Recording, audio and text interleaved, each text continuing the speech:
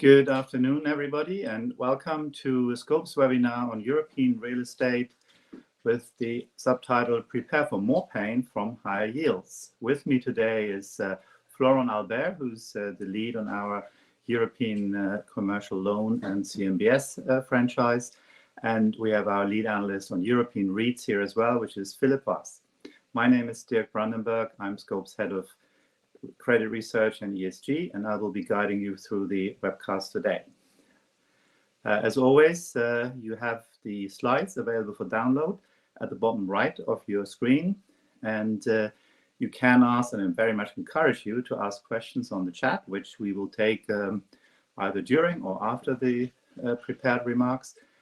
And we will also strive to make a recording available after this call in case you have to drop out or you want to pass this on to your colleagues.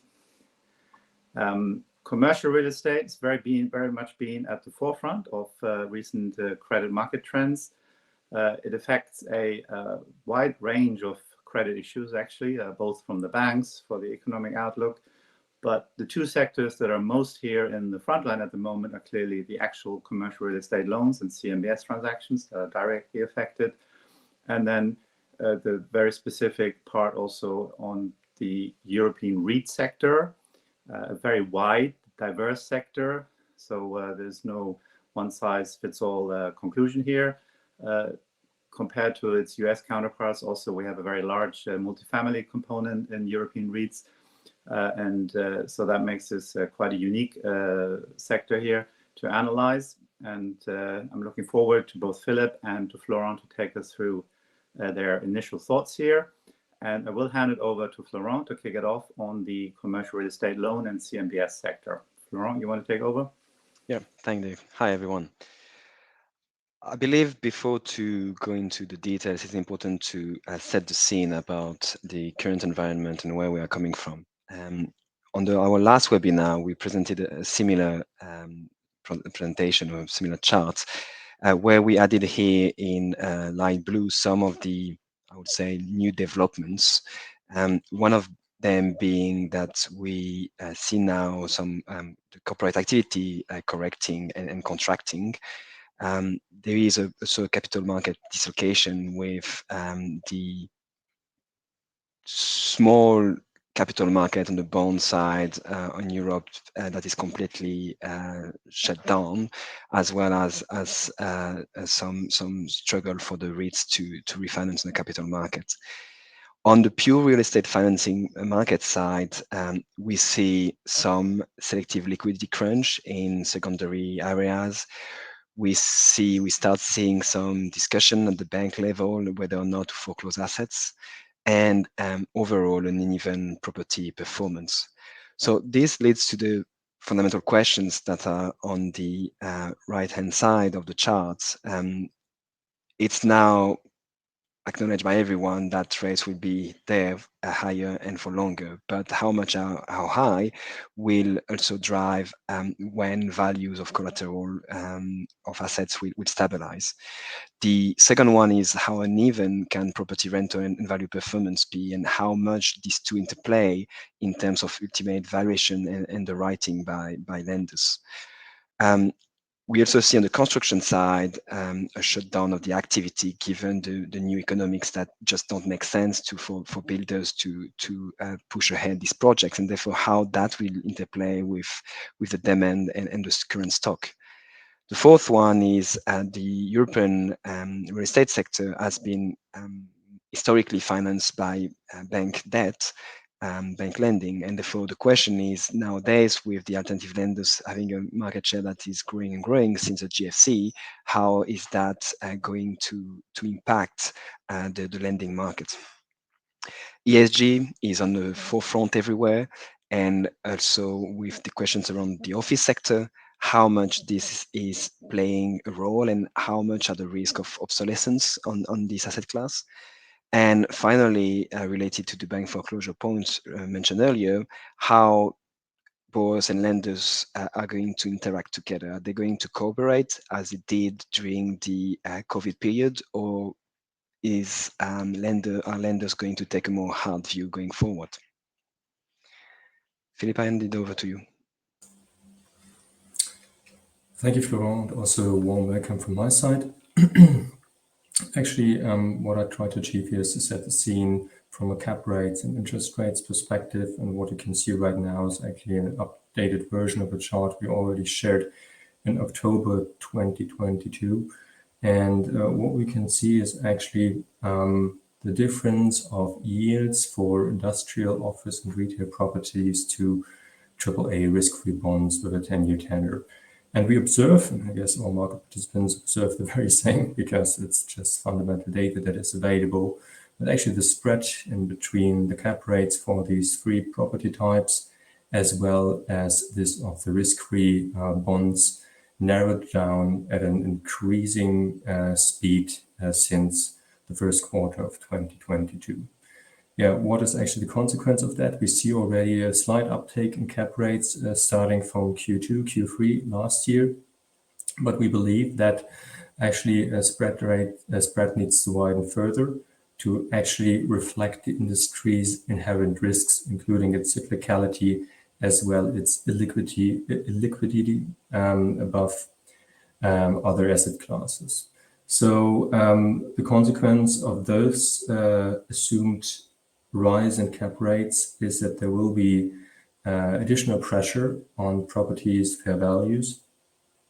And what we believe to see is, of course, the dispersion of the impact across different asset classes and property qualities.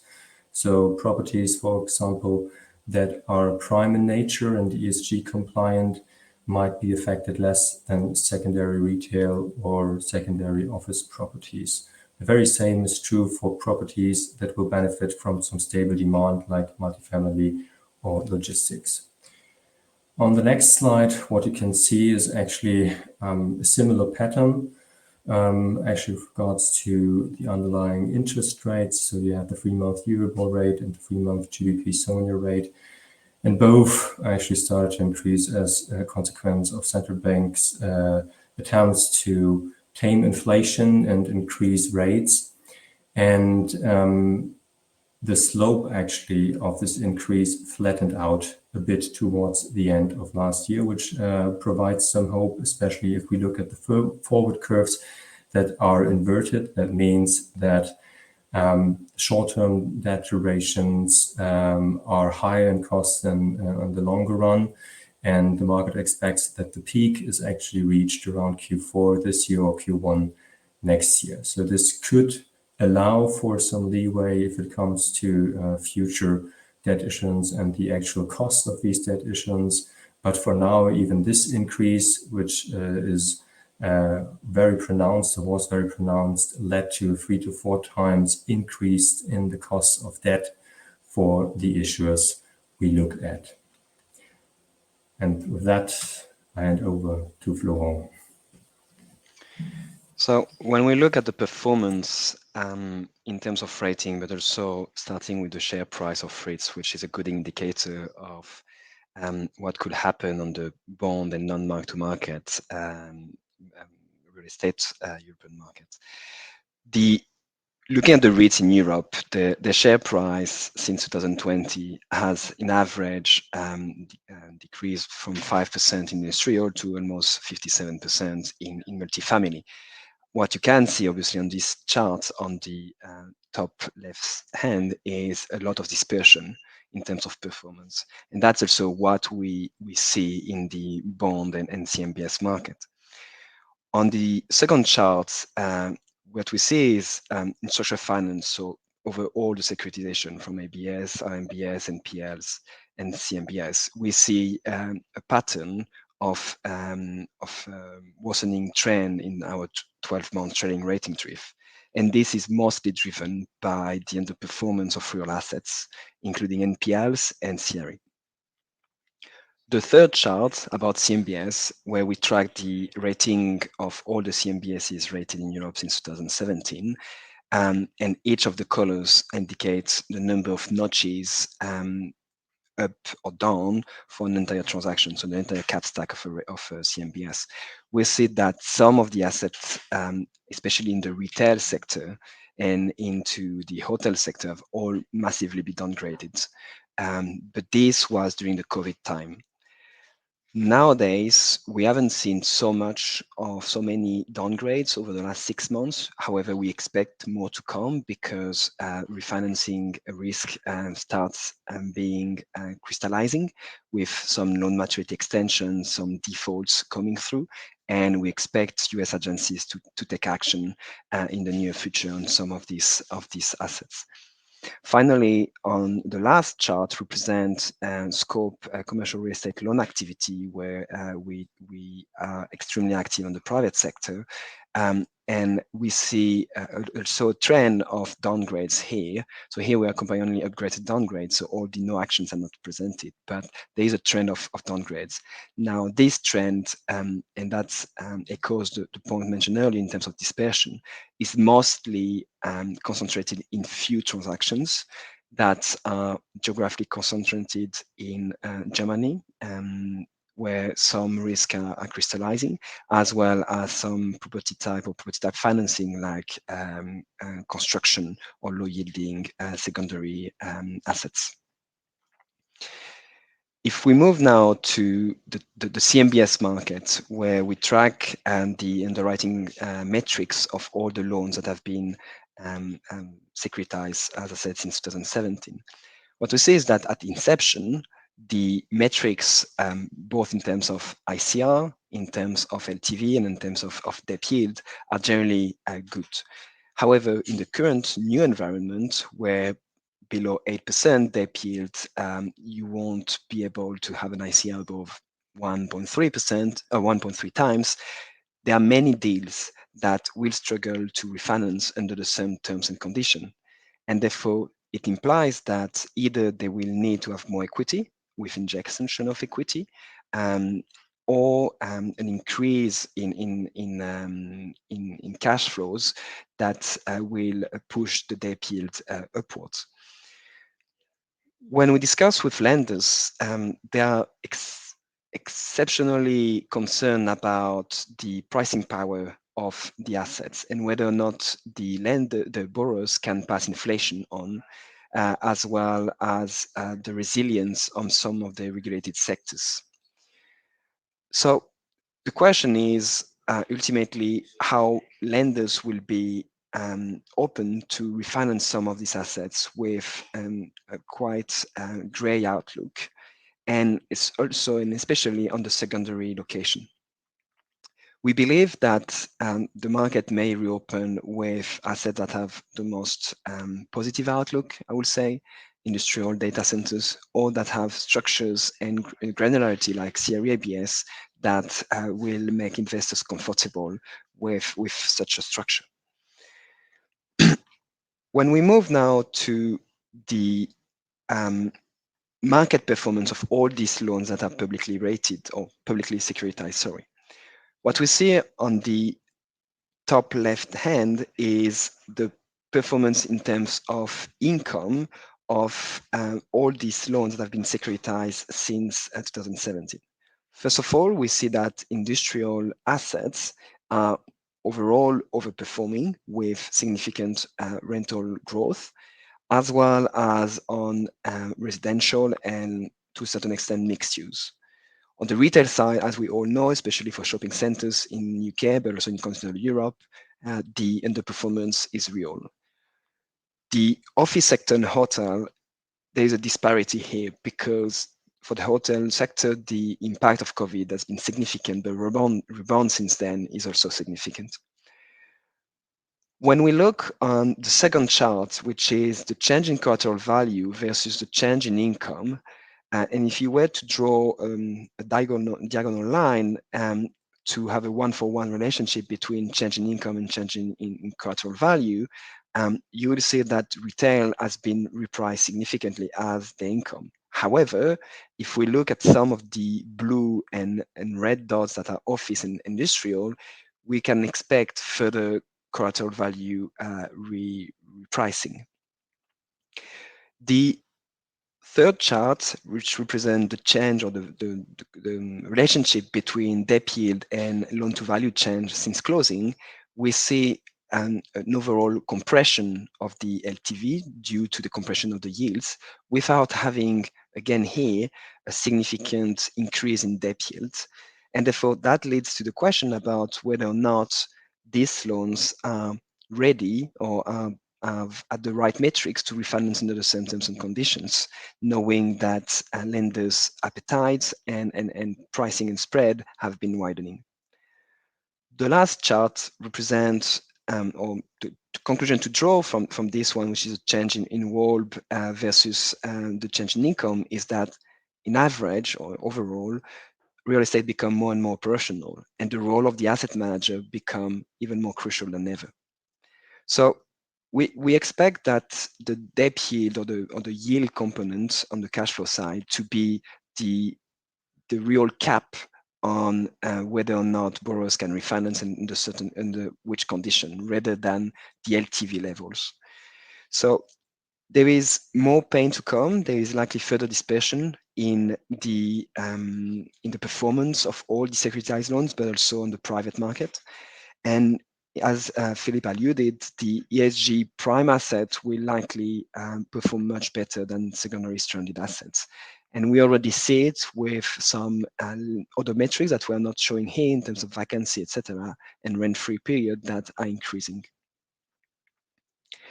I now hand over to Philip. Thank you, Florent.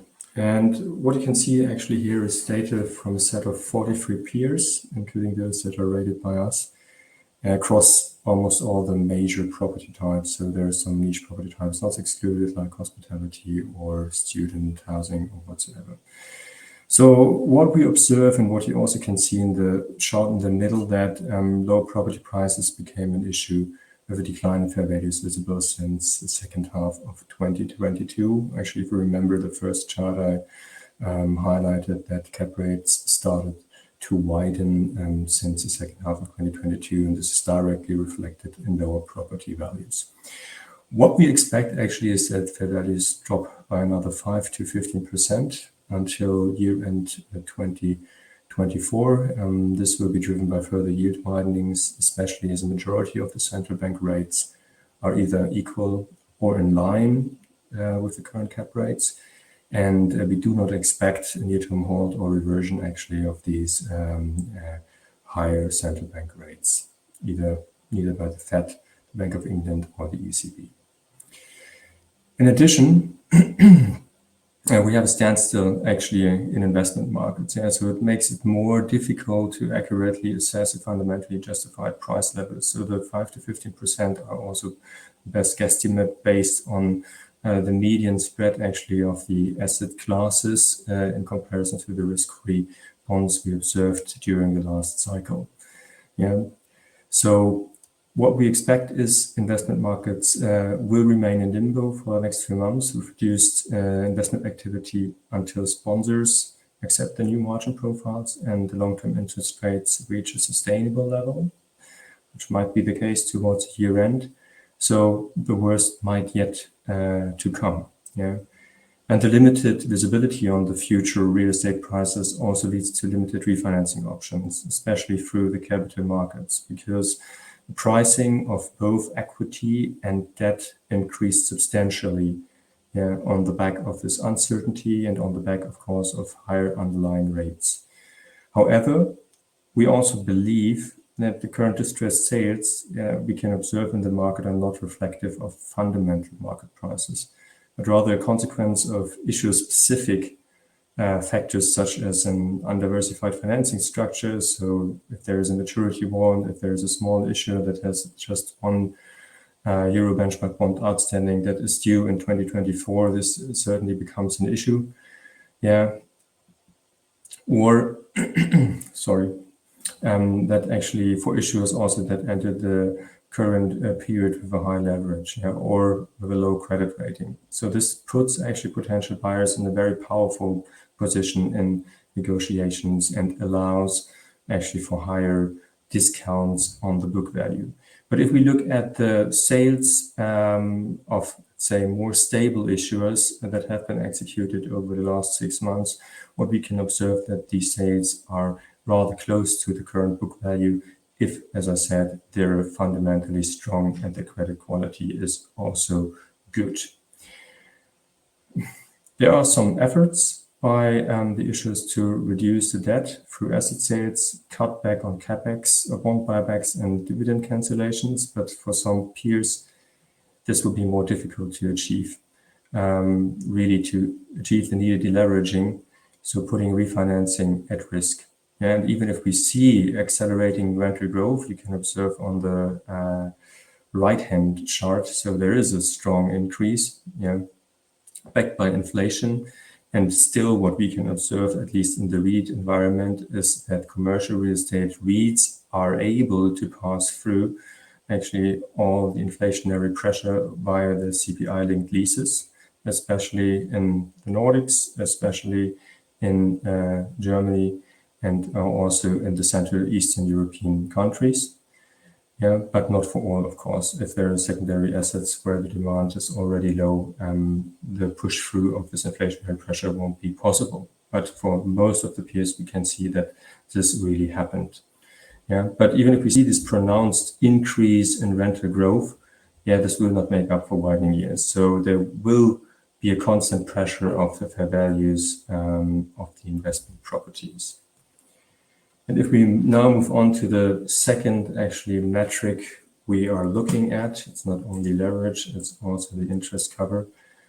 We have here the very same underlying sample with regards to the interest cover and the underlying drivers.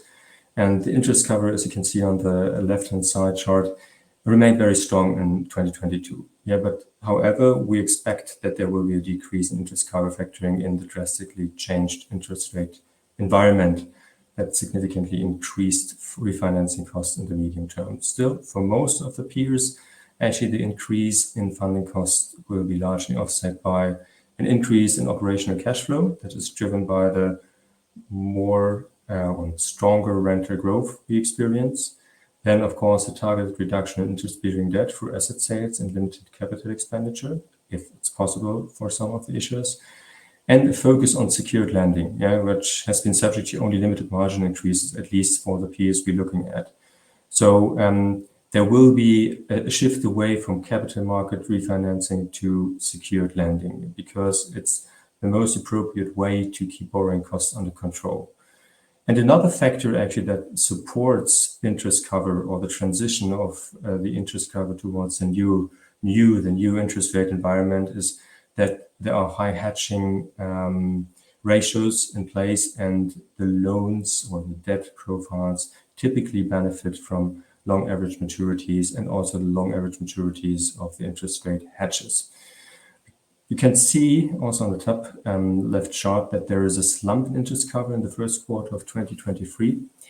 And this is mainly due to the Nordic companies in the data sample, which finance themselves over shorter maturities, relying on debt rollovers historically, and having a significantly higher unhedged exposure to floating rates. So we can observe that the changing interest rate environment is having a direct impact on the cost of debt. And this very same is true actually for all the other market participants that rely on similar financing structures like home builders, so developers that develop residential buildings, as well as developers that focus on commercial properties. But for them, in addition to, so to say, the pressure on increase in interest costs, they have an issue that even demand is also declining at a rapid pace because everything is put on hold. New residential apartments are not that easy to sell because the customers can no longer afford, or a huge part of the customers, potential customers, can no longer afford to buy an apartment. And the very same is true for commercial real estate developments, as the metrics and the yield expectations in nowadays environment couldn't be met at the conditions that are currently in the market if it comes to financing costs as well as construction costs. So for those issues, we would even be able to see below par interest coverage.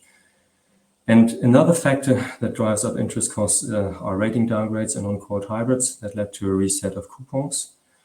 And these factors I just mentioned reflect just so to say the pressure on the existing financing, but there is still an additional pressure on the new financing that needs to be taken out. So either on incremental debt issuances, if the issuer is dependent on additional external financing, or if the issuer is not able to fully shift away from capital market financing and rather goes to equity financing or mezzanine financing, as we believe that banks will not take up the whole funding gap in the future. Of course, banks will support their existing customers, and if the key performance indicators and the credit metrics are strong, will also roll over debt, of course, at a different cost, but they will support existing customers. But if they will take on, so to say, the funding gap that comes by the inability of some peers to refinance themselves via capital markets is highly questionable. So for some peers, refinancing will become an issue as cash flow from the yielding portfolio will not be enough to cover for the increased cost of debt. And as a summary, I just sent to the next slide that actually shows the rating actions taken on real estate corporates by Scope since the first quarter of 2022.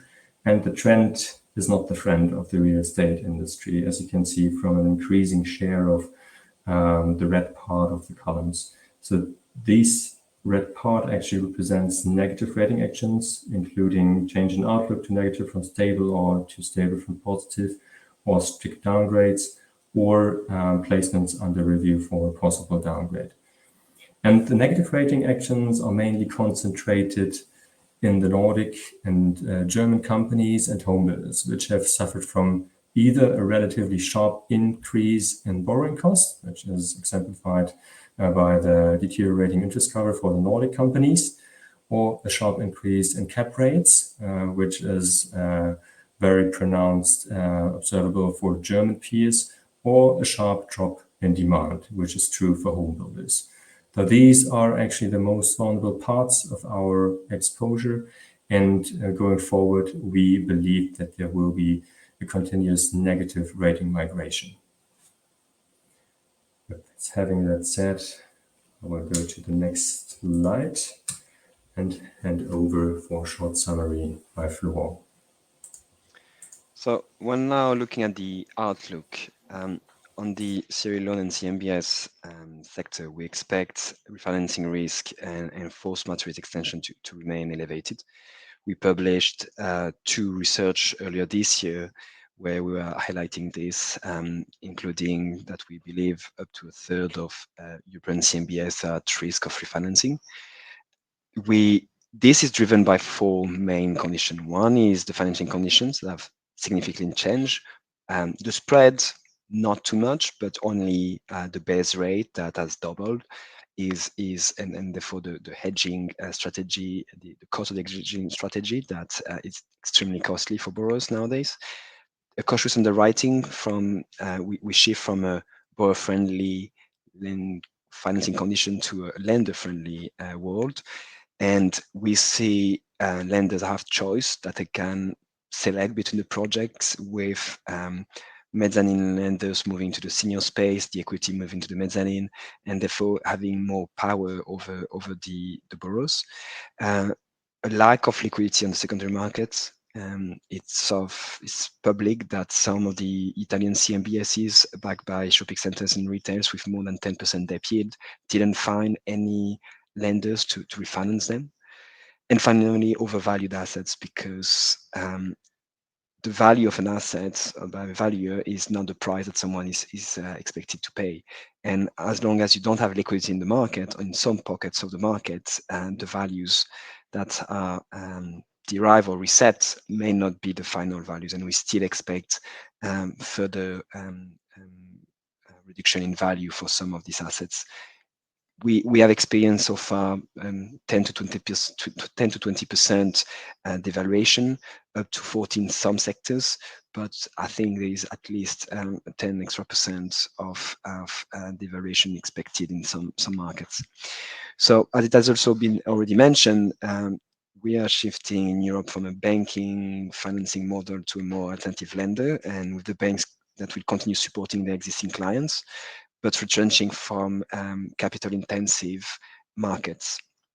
So this on top of the revised collateral value, the capex needs for decarbonization, and the implementation of Basel III will add additional stress or additional pressure on the debt funding gap. And we expect this to create significant opportunities for alternative lenders that have capital to deploy, because they will have lower competition, increased return with lower risk profile, because they will finance on revised market values and at lower advance rate with stronger structures. So these obviously these alternative lenders will also have the choice of the markets they want to invest in. We believe some development financing will continue to be under pressure because the economics are not there for some of these projects, and rescue plans may not work or may not be flying. Low yielding assets will have to receive a lot of equity injection to be able to secure senior financing. Non-green assets, and especially on the office sector and the shopping center in continental Europe, will suffer. On the shopping center, we have seen the trend coming from the US, then in the UK, and now in the Europe with the online retail. But the same will likely happen for the non-green, non-prime office sector, where employees or employers will struggle to push employees back to the office if the assets are not prime and ESG compliant. And the valuation, we touched base on that. Clearly, the fact that we expect the rates to stabilize before around year end or Q1 next year will help on that trend, and the bid and ask spread will compress. But again, as long as there is no liquidity on some of this market and trading of assets, the values won't really stabilize. Philippe, over to you. Okay. And to put everything into perspective from a corporate angle, actually corporates generally benefit from something a CRE loan does not benefit, because most corporates are exposed to a portfolio of different assets, and different financings, underlying financing. So this enables actually corporates to better play around with refinancing risk and to better tackle this, because they can use exit proceeds from, say, performing assets to repay debt, or they can use excess cash from a free operating cash flow also to repay debt that needs to be refinanced. But still, what we see is an increased refinancing risk for companies that started 2022 with high leverage and a large debt exposure to capital market debts, because we believe that the debt capital market is not closed as of now, but it's incredibly expansive to tap debt capital markets as well as equity capital markets for now. So there have been some issuance activity, just to show actually the financial muscle of the peers that issued some debt there, that they can show, okay, we're still able to tap these markets even under nowadays environment. But most of peers are actually either excluded or not willing to refinance themselves via the capital markets. And as I highlighted earlier, there is more negative adjustment to properties fair values to come. And as I said, those companies that entered this period of increasing capex with already a high leverage, for them it will become more and more difficult to refinance themselves, even if they opt for secured financing. And as I said, the main mitigants actually to tackle this increase in leverage is to sell assets, to release some capital, to be able to repay debt that is unsecured and where lenders are not willing to roll over debt, to cut back investments and dividends.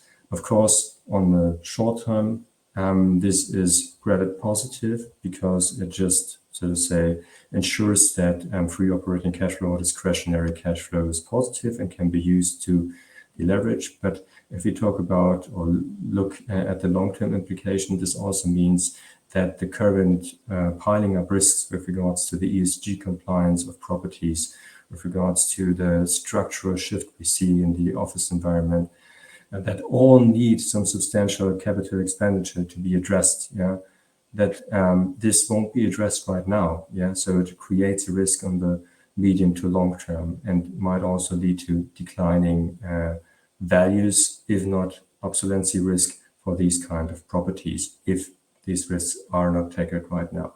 And even also dividend cuts, yeah, might be negative for the long-term perspective of an issuer to again tap equity markets, because some investors don't believe in the equity story any longer, and that this very debt-loaded industry, that is reliant on external financing and high capital contributions, that this is a dividend play any longer.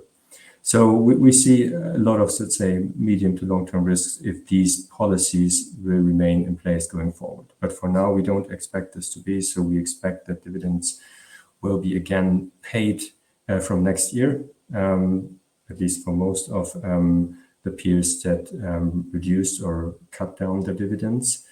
But it needs to be seen to what extent. And as soon the pressure actually on the fair values decreases, as soon as this, so to say, really happens, companies will have more leeway actually to again tap the capital markets.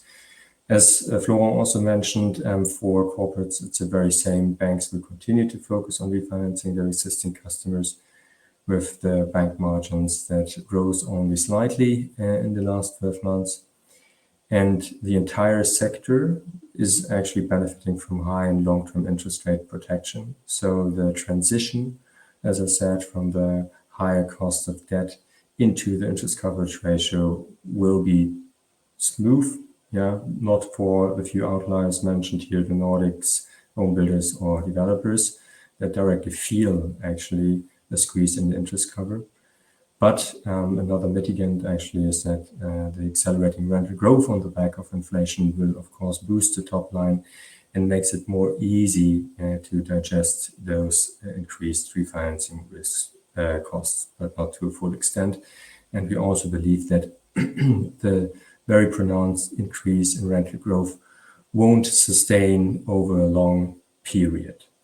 So as a consequence, what we can see is further negative rating migration. So it is very likely, whereas we also believe that companies that are fundamentally strong and well positioned in the investment grade territory, a downgrade to junk is not likely, whereas for companies that are already junk or are at the BBB minus rating, risks are actually piling up. Thank you.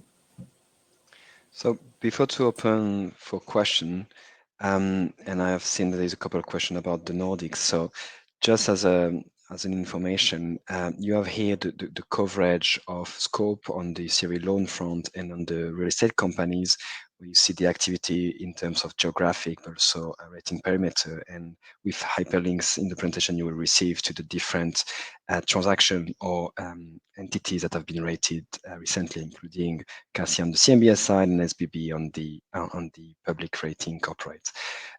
You also have at the end of the presentation some latest research that are for free and accessible for all users. Please, if you're interested in getting our latest research, to sign up to our newsletter and selecting whether you're interested in real estate in general, corporate, structured finance, etc., and you will receive it for free. Thank you. Dirk, over to you. Yeah, thank you, Florent. And just a reminder to everybody, you can put your questions in the chat, and then hopefully we'll be able to address them in the remaining time of this call. I like the idea that you want to shift the question back to Philip on the Swedish real estate, but I'm not going to let you go, Florent, that quickly. So I want to maybe kick off with one question is around office real estate. So there's certainly asset class that is most in the in the eyes of a lot of investors, particularly in the US, with regard to falling occupancy rates and oversupply. And I was just wondering, what's your view in Europe? Is this as big a problem here as it is in the US? And the second question also has it, if these office occupancy rates do come down, I mean, where is that relative to what we actually have in our models and methodology when we assess these credits? Is this still within the range what we expect, or is it raising questions about sort of structural change in the market? I try to escape, but it's an interesting question. I think historically the trends you have seen in the US have at some point came to Europe. If we think about, as I said, shopping centers, if we think about data centers, logistics, etc. So the structural changes we have highlighted in our first slide here are still there. You have this hybrid work that is here and that will remain. You have some dynamics about technologies that are remaining. Now, it's different, the European market from the US market in a couple of points. First, the stock is not the same in terms of supply and demand. Second, people are not as volatile and moving from region to the region, so they are in generally with an attraction from the capitals and from the main cities. Third, the underwriting standards and the regulation on the banking side has been strong over the last years in Europe, more than in the US, and therefore what we have seen is some cautiousness on the underwriting side on offices, but clearly there is this shift happening, and we see vacancies in non-prime assets increasing. Obviously, it's a slow process because leases are long in general. We speak about 7 to 10 to 12 years, and therefore the change is incremental. But clearly, for assets that remain prime and have for borrowers that have invested enough capex on these assets to retain the tenants that want to retain their employees in the office at least part of the time, there is still a demand. On the portfolio we are tracking on the private side, where we are likely the market leader on CRE loan, we see vacancies starting to increase. Headline rents are actually growing, but vacancy and rent-free periods are starting to increase. So in terms of assumption, we are considering it in the sense we not on the head rents, but rather on the vacancy levels and the kind of structural vacancy throughout cycles. We are becoming slightly more conservative. We are also paying a lot of attention to the OPEX and whether or not these costs are borne by the tenants or the landlords, because indeed here we also see quite a lot of discrepancy from one portfolio to the other. Okay, thank you. The related question, I guess, and that is to both of you, is given these changes in the market and then rising yields, I mean, how sort of, like, say, safe, or how should people feel about current LTVs of both on the loan side and on the REIT side? I mean, is there how much? I mean, you mentioned some numbers in terms of potential downside here, but I mean, if you have to summarize it, I mean, where do we see, or how much of the downside have we kind of priced in at this point in our ratings? If I may start, I think it depends where you are in the cap stack. If you're a senior lender, you are likely still safe in general. Mezzanine for prime and good quality assets, you are probably still good. On the equity side, you have a lot of equity that vanished. Now, clearly, this helps during the term of the loan, but at refinancing, you always have the question about the risk of refinancing, and even for medium LTV financing, so in the 60% area, if you yield on the cash side is not the asset is not yielding enough, you will struggle. You will need to have some some structures that are thought through carefully in order to get refinancing. Now, on the long term, this really negative press on the fundamentals of real estate are probably it's overshooting. But obviously it depends when you have the refinancing wall. If you have to refinance within the next 18 months, you will likely struggle as a borrower in many cases. Philip, how does it look with the REITs? I mean, LTVs of REITs, is this something we are concerned about, that these will rise, basically? Yeah, so as I highlighted during my presentation, we're factoring in, so to say, that the value of the investment properties is about to decline in the next 12 to 24 months by up to 15%, and this is also considered in our ratings. Of course, if you entered into this period, as I said, with a relatively low leverage, even a decline of properties by value of 10% will not, so to say, increase your LTV to a very high extent. But what we can observe, also mentioned earlier on, if you have already a high LTV, or if you're facing some bulky refinancing, where you have to refinance a third of your debt or so, or even above in the next 12 to 18 months, the fair values of your properties is massively under pressure, because then you are forced actually to sell assets, as most of the lenders are not willing to take on the debt on these properties if your leverage is just too high. And this again will also lead to a strong negotiation power by the willing buyer, that again leads them to a strong deterioration of the fair value of your investment properties. So if you have sound fundamentals and if you have a still strong positioning within the investment markets, you're more likely to keep, let's say, the decline in fair values under control, as if you're just in a distressed situation. Okay. And the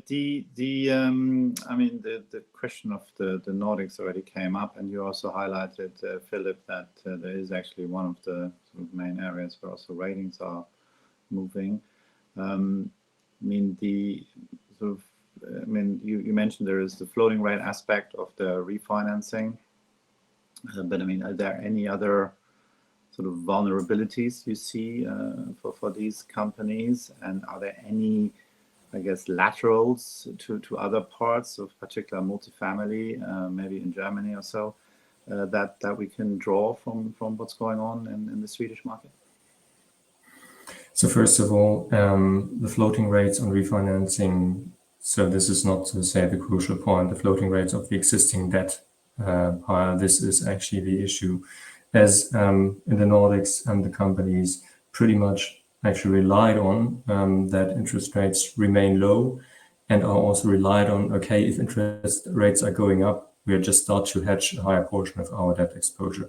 But given the speed actually of the interest rate increases, we have seen, of course, some uptick in hedging ratios, but not to the extent we expected it to be, because hedging then just came at an, let's say, incredible price that might have been justified at nowadays point in time. But back in the days when, so to say, interest rates increased, companies refrained from, so to say, increasing their hedging rates, as they believed, okay, we always relied on floating rates, and there was some up and down in the past, and we can digest this. Of course, this will lead to more volatile interest coverage ratios. But the crucial point here is really that, that the pace actually of this interest rate increases was unexpected and just not easy to handle. With regards to the Nordics, actually the main risk we can see is also there that if companies are facing significant refinancings in the next couple of months, which is not typical for all peers, but for most of the peers, because also the debt durations are rather short. So on average in between 3 to 4 years. So they have to roll over or refinance a quarter or even a third of their debt every year. This becomes really a challenge, because then the company is really in the position, as I highlighted earlier on, that market participants just understand okay, this company has to refinance the bulk of their debt load, and they might not be able to do this by just entering into secured financing. So they have to do something and to dispose assets. And then there is a crucial point, okay, companies try under these circumstances to dispose assets at book value, but they might not be able to do so. And as soon as you sell something, let's say 10% below the book value, you have to adjust the value of your overall portfolio as well. And this could lead, of course, to covenant breaches. Yeah, even if we see that covenants might be a bit more relaxed in the Nordics than they are for other jurisdictions, still there's a risk that the leverage covenant could be breached, and with regards to the interest rate, of course, that the total coverage of the interest expenses that is needed could also be breached. With regards to any lessons learned for German multifamily, I can just point out that we have a very strong operational environment in Germany if it comes to multifamily. So we have a more pronounced supply-demand imbalance in most markets in comparison to last year for two reasons. First of all, the delivery of new flats just declined sharply. Yeah, even if there are a lot of new flats needed, especially in the cities or agglomerations that see some growth in demand. And second of all, also the potential home buyers of, let's say, January 2022 are now forced to stay in their apartments or to actually lease out a new apartment to accommodate the needed space for them. And this actually is, let's say, like a double whammy from an operational point of view. In a positive sense, that the supply is shrinking, relatively seen, and demand is increasing. So what we expect is also there a strong increase in rents, not only on new builds, but also on existing lease contracts. If we look at the comparable rent indices that have been published in the recent months for larger cities, we see increases of up to 10%, if not above 10%, that could be, so to say, then executed by handing or passing this to the tenants via the contractual terms and conditions. And still, what we still need to see there is that tenants will be able to cover that, because on average, an apartment in Germany is still cheap, at least for those tenants that stayed in their apartment for at least 5 years, if not even longer. So tenants can absorb the increase in rent as well as the increase in utility costs. So this is the positive side for the cash flow. And on the other hand,